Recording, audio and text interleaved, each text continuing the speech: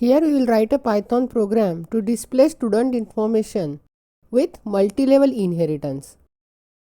So first we will open the IDLE. Then we will add new file, and in comment line we will write program description.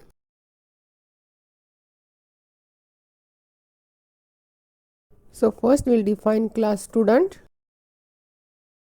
Here we are going to use default constructor.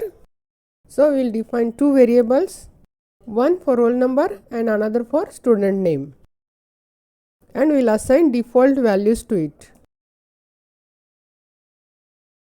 Then we will define method display, and here we will print roll number and name of the student.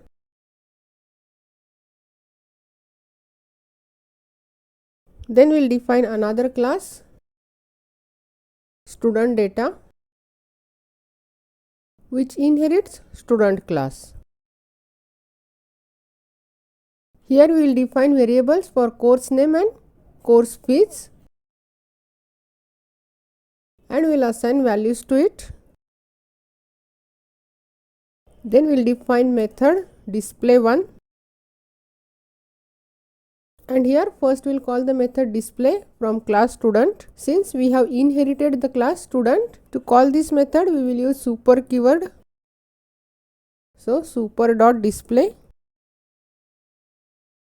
and we will print course name and course fee for the student.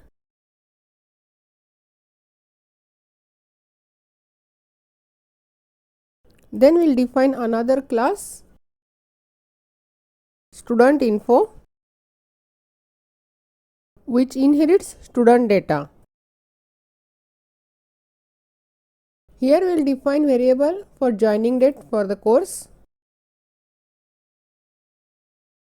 Then we will define method display2, and here we will call the method display1 from the class student data. So super.display1, and then we will print the joining date.